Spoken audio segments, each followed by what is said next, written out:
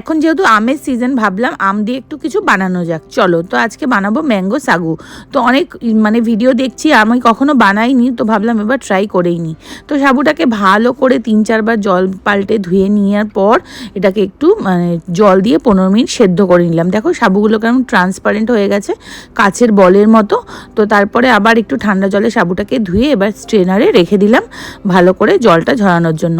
আর এদিকে দুটো আমকে আমি ভালো করে ছাড়িয়ে নিচ্ছি, নিয়ে ওটাকে পাল্প বার করে নেব।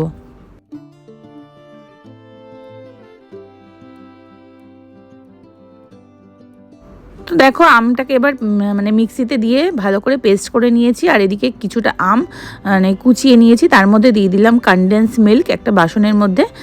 তারপরে দিয়ে দেবো একটু দুধ, আর কিছুই না, খুব ইজি হয় এটা খেতে। একটু দুধ দিয়ে দিলাম, আর তোমরা মিষ্টি দিতে পারো, আমি মিষ্টি দিইনি কারণ আমটা খুবই মিষ্টি ছিল। আর এই যে সাগুটা যে মানে ভিজিয়ে রেখেছিলাম বা মানে সেদ্ধ করে রেখেছিলাম, তো সেটা দিয়ে দিলাম। আর তারপরে আবার আমের পাল্পটাকে দিয়ে দিলাম, দিয়ে ভালো করে এটাকে সবগুলোকে ভালো করে মিক্সড করে নিতে হবে। কনডেন্স মিল্কটাও মিষ্টি আছে, তো ওই জন্য আর আলাদা করে চিনি দিইনি। এবার দেখো এটাকে একটু ডিপ ফ্রিজে, মানে ডিপ ফ্রিজে না, নর্মাল ফ্রিজে রাখতে হবে। তো এই যে দেখো ঠান্ডা ঠান্ডা ম্যাঙ্গো সাগু দারুণ হয়েছিল খেতে, মানে আমি তো খেয়ে এটার প্রেমে পড়ে গেছি। তোমরাও কিন্তু অবশ্যই বাড়িতে একবার ট্রাই করো, অবশ্যই।